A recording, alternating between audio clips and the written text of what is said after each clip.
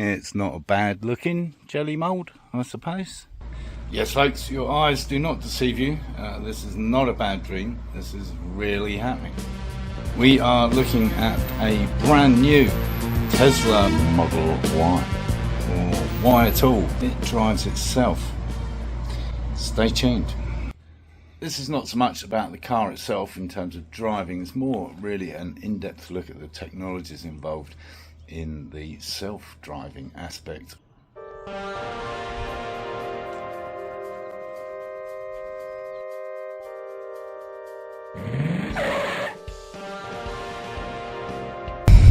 Well, we survived, and actually it wasn't as scary as my first ever ride in a Tesla.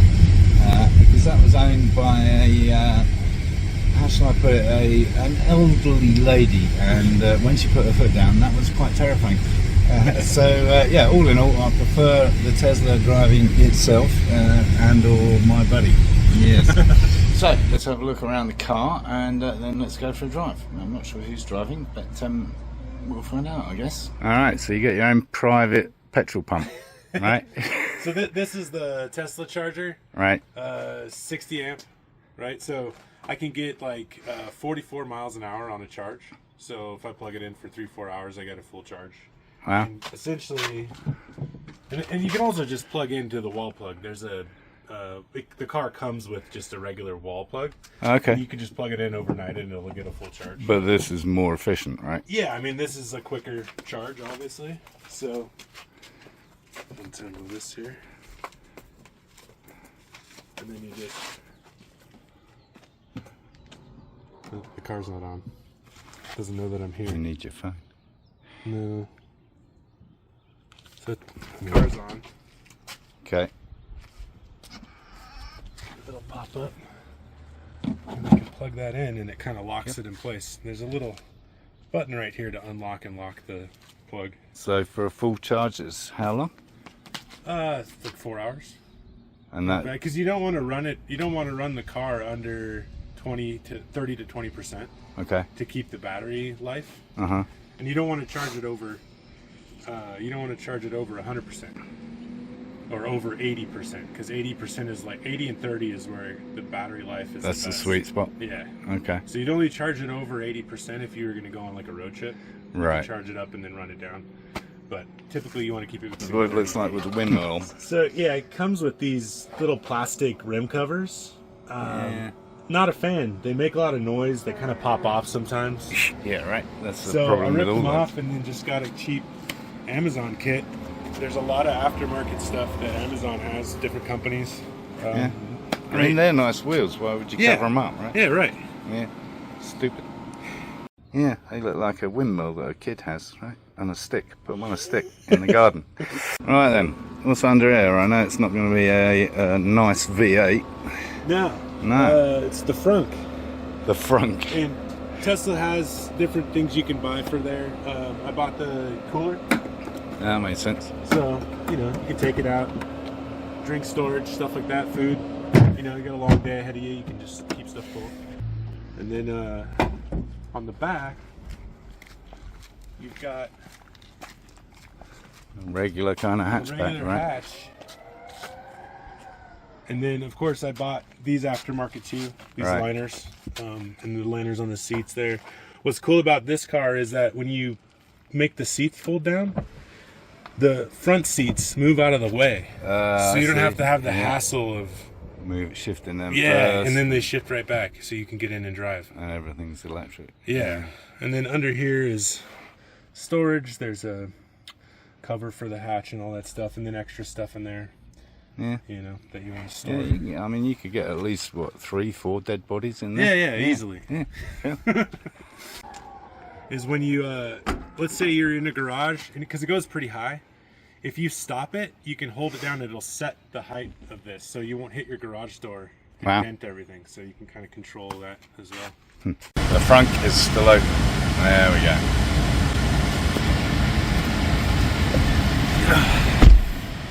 Cool.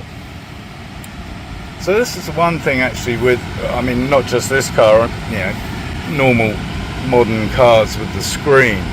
the thing that disappoints me is that they're really unimaginative. You know, it's basically just a flat screen stuck on the dashboard.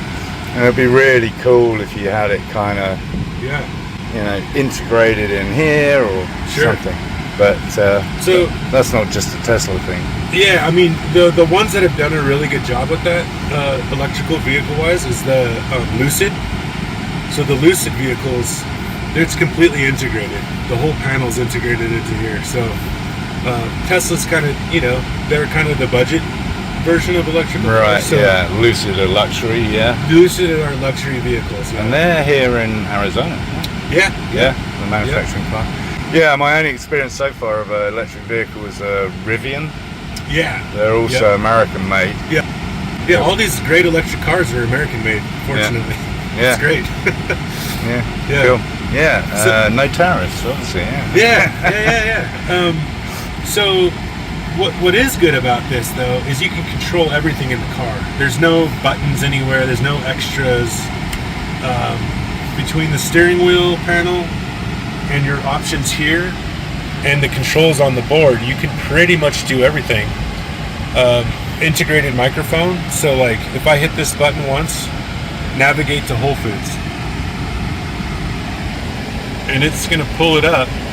You can just pick the one you want, hit navigate. It's calculating the trip here, and once the seatbelts are on, here we go. I can press and hold this, and it will drive us to our location. Wow. Without having to steer or hold the gas or anything like that. So it's pretty fantastic. Yeah, and that's exactly what we're going to do. And I'm a little bit frightened, honestly.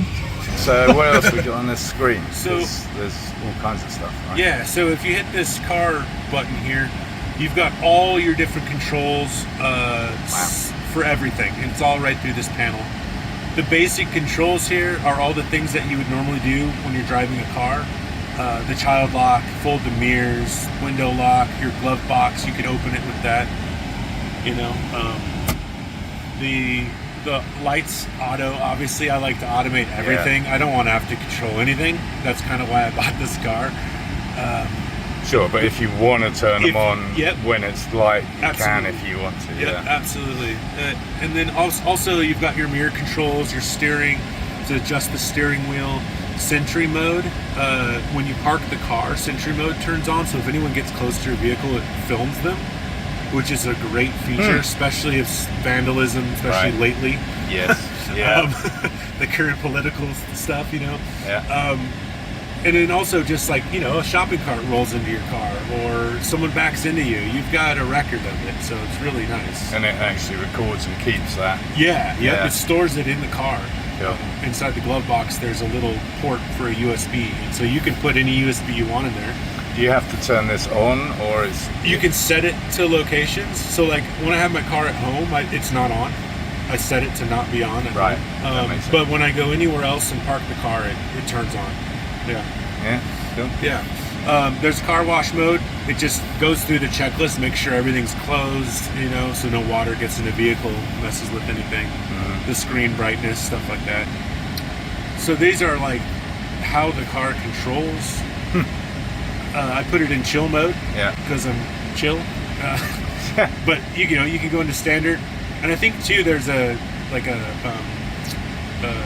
really fast mode, but doesn't come on standard on this car. So yeah, I remember one of the previous cars had like lunatic mode or something. Ludicrous. Right? Ludicrous. So this is more of like a family car, so it doesn't really have that. I'm sure you could buy it later on for the upgrade, but I just chill. Yeah. You know, deceleration adjusts how quickly it slows. The accelerator pedal is released. So, and that's how the car self-charges itself to keep the efficiency. So when you let off the gas, a lot of times you don't even need to brake.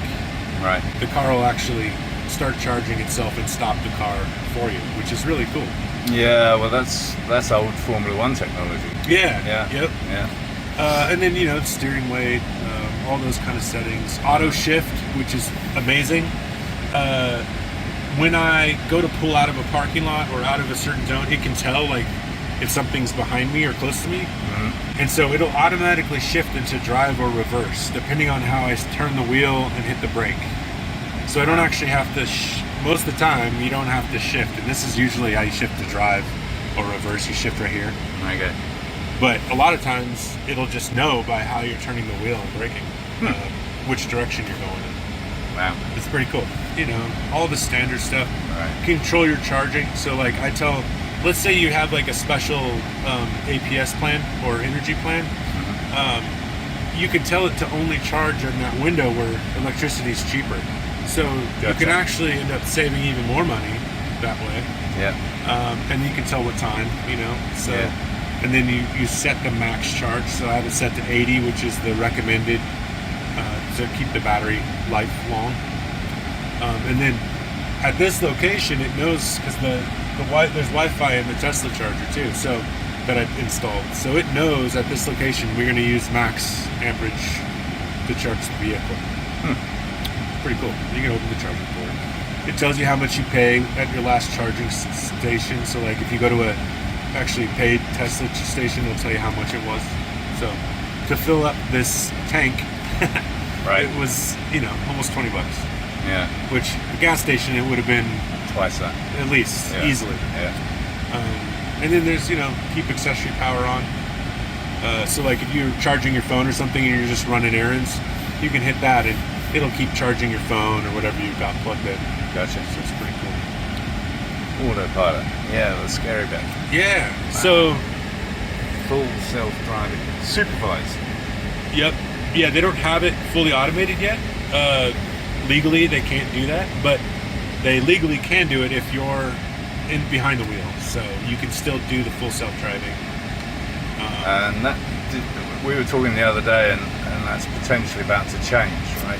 They've rolled out Robotaxi in Austin and San Francisco, and they're going to be rolling it out in Phoenix, Arizona, where we live. So right now, they have someone sitting in the passenger side when you call the taxi, and it drives you fully automated.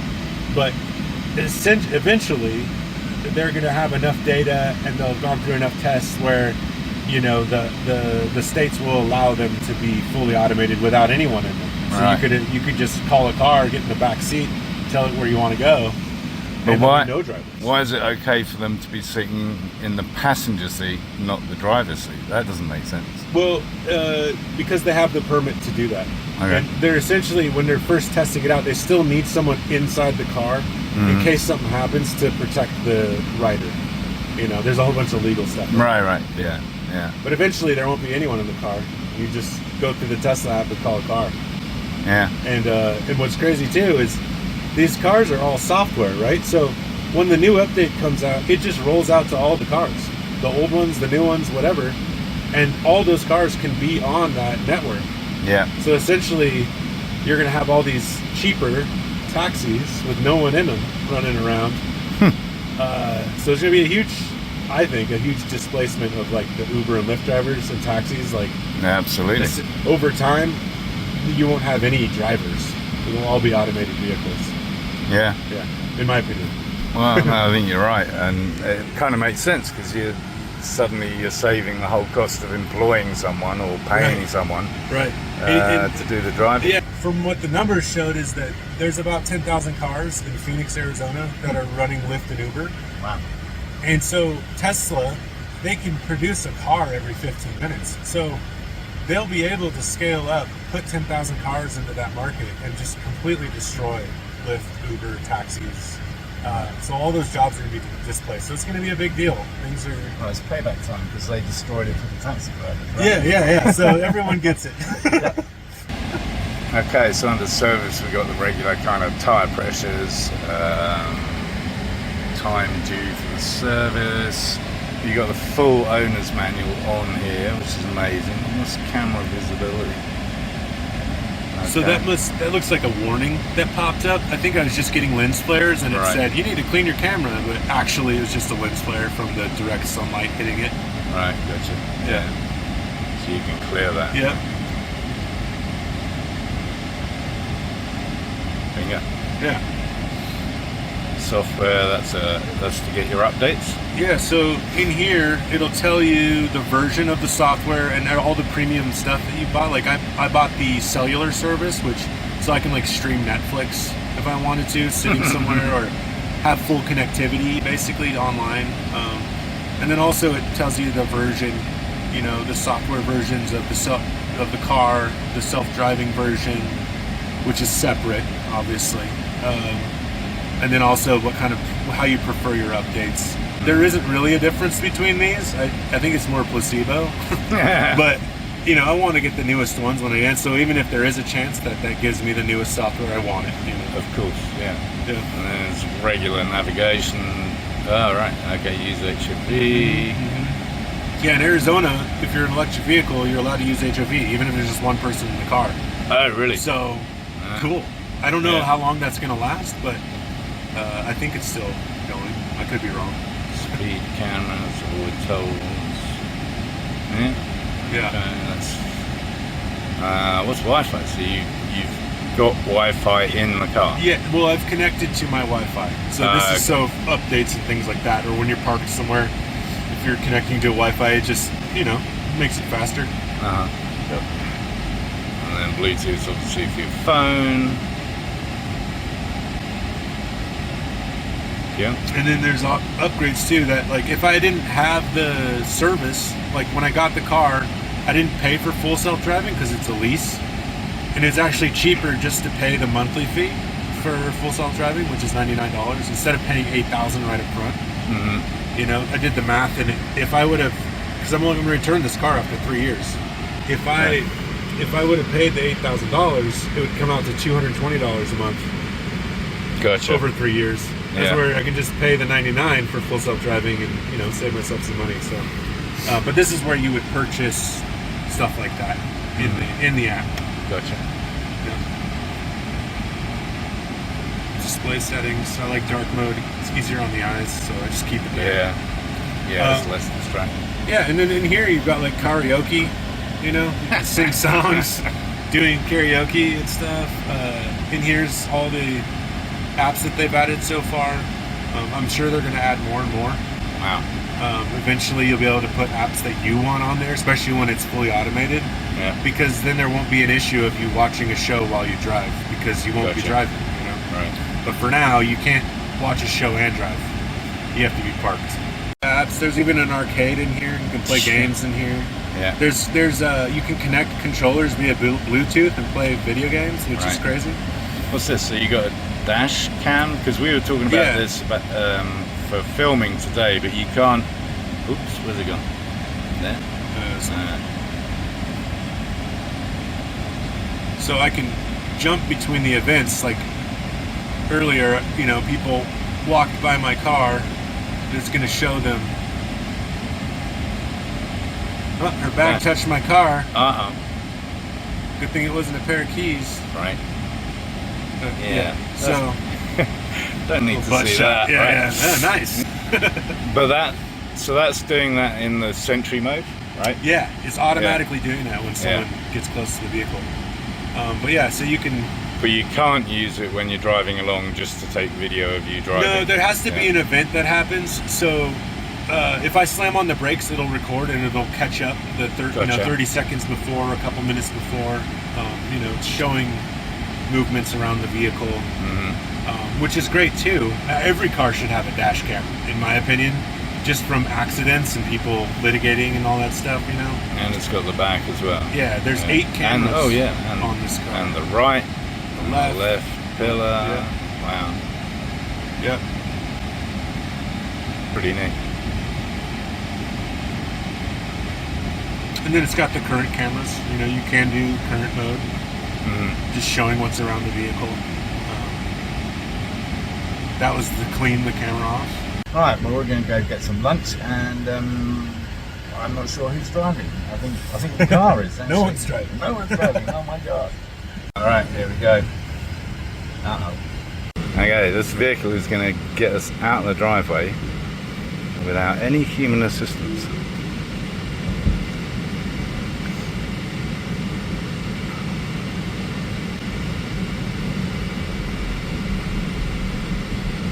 Wow.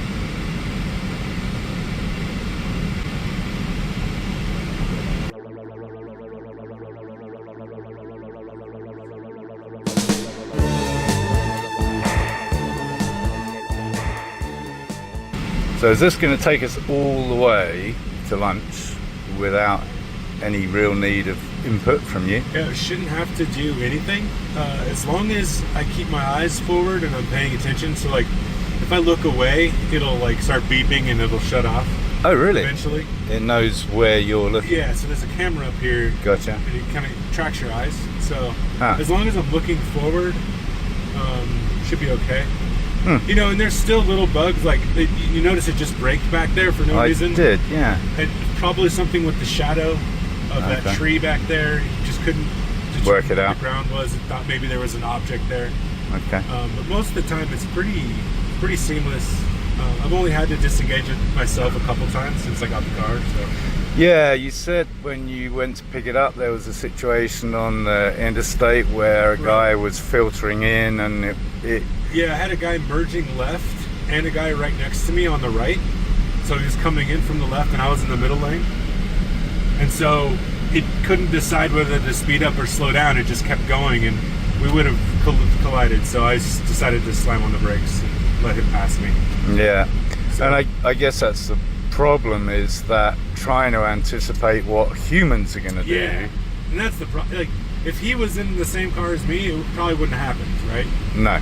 So the guy was going way over the speed limit and merging and trying to get in front of me, and that's why that happened. But you know, sooner or later they'll be able to just read that too and take decisions into their own hands. So yeah. Well, they're probably already better than your average driver sure. anticipating.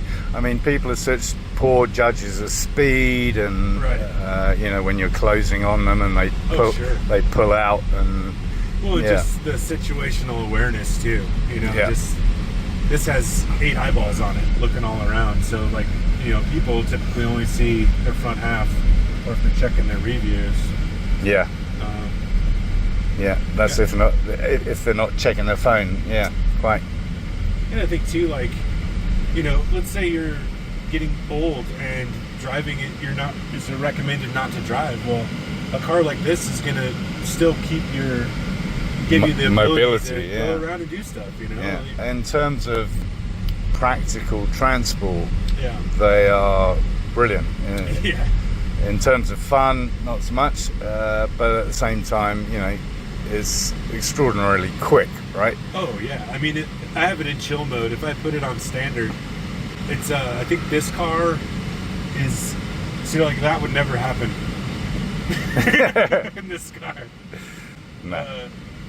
You know, but yeah, if I put it in standard and accelerate, I think it's 0 to 60 in like 5.2 seconds or something like that, which isn't bad. No, and presumably it's a very law-abiding car, so we're presumably doing 38 miles an hour. I set it to go 4 miles over the speed limit, because that's normal. Yeah. Otherwise, everyone will be like, why are you driving so slow, you know? Right. So there's all the settings in there to do that, to go with the flow of traffic, to go a little faster.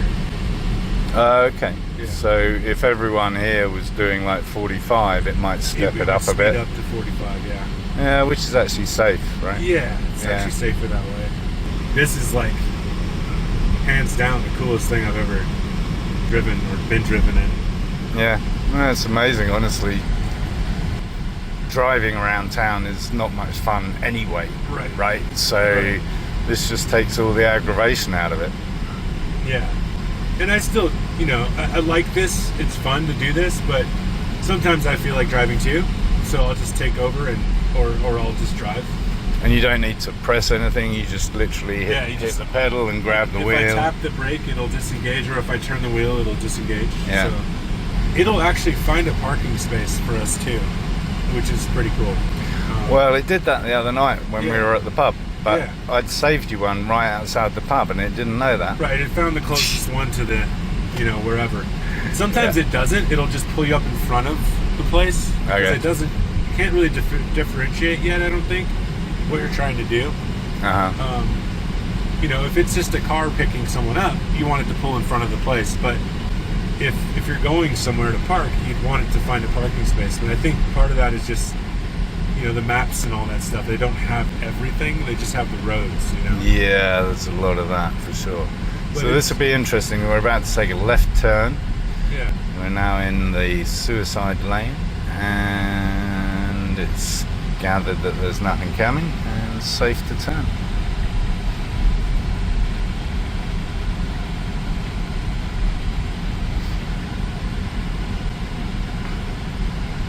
Now, sometimes it gets confused here. Like it looks like it is right now. It's not actually going to park us. It looks like it's going to try to go around again. We'll see. We'll see what happens here. And again, it doesn't know that we're in a parking lot, most likely. It can read these other cars. It'll start showing parking lots, but I don't know if it'll actually park us. We'll see what it does here.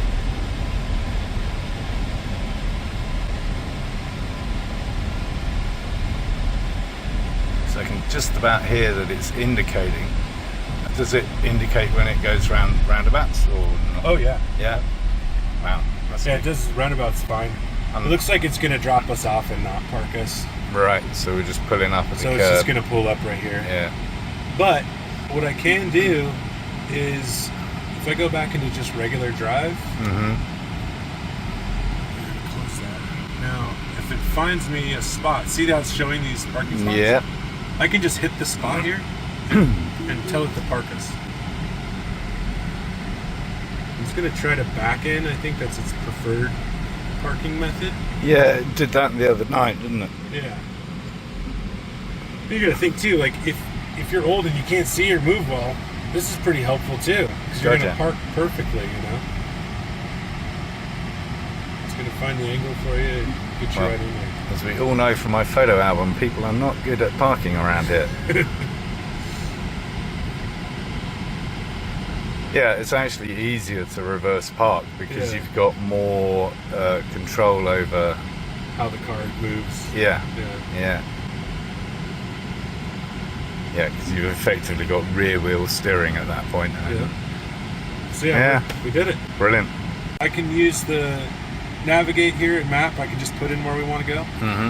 Or I can close this and I can hit the button. Navigate to Nick's restaurant. No, it didn't.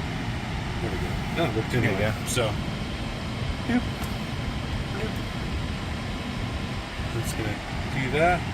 Start it by this. Tap the brake. It's going to take us there.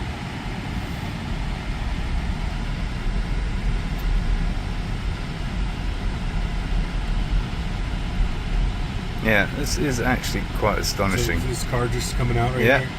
Typical, yeah. Typical plebeian driving. You cretin. How do you say it? Cretin, right? Cretin, yeah. There's a lot of them around in Sedona especially. They call them Turons. Turons, there you go. Or tourists. So these graphics, do you know, is it reading from the cameras and producing the graphic from that, or Correct. is it, so it's not like Google Maps, obviously? No, this is all camera. You can even see the red lights there. Yeah. What the cars are doing, the stopped. It's all dynamic. The only thing that's programmed is the destination. Right. With the maps, so everything else is like live on the fly. Yeah, they've got a guy walking along here. Yeah, the cameras are picking up everything, and he's just disappeared. Yeah, what's the range again?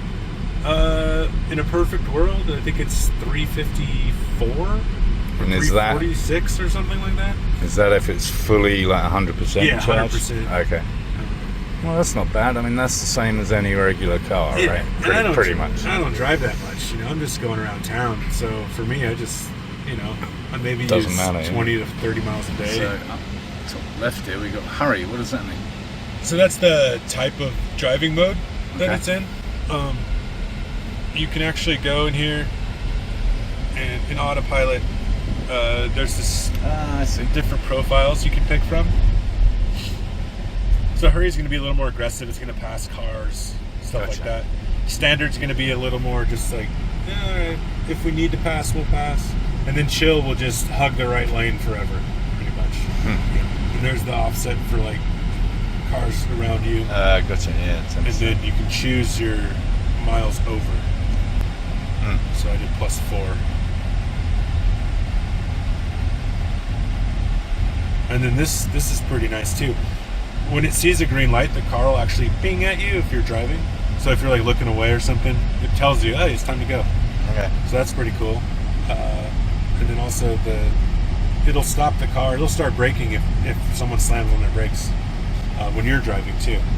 So it'll save you. It'll do it anyway. Yeah. Just in case you're not paying attention. So it's telling me to pay attention here. So I looked away. Yeah. Oh, looks like it's missed it. Taking us to the back.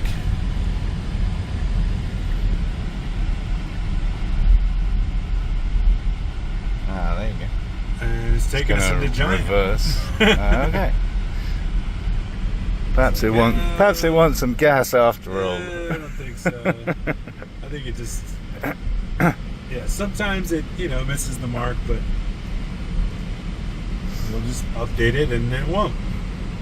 I'm gonna take over now. Yeah. Yeah, I mean, as you say, it can't possibly know where all the parking lots are because they're not on the maps. Right. And therefore it has to kind of recognize. And my guess is that Tesla's probably collecting all that data anyway to like improve, and I know Google's constantly trying to improve their maps too, so yeah.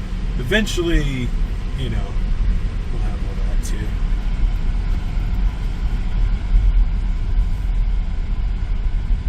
Well, I kind of wanted to hate it because I'm not a Tesla fan. I'm not an EV fan, as you know.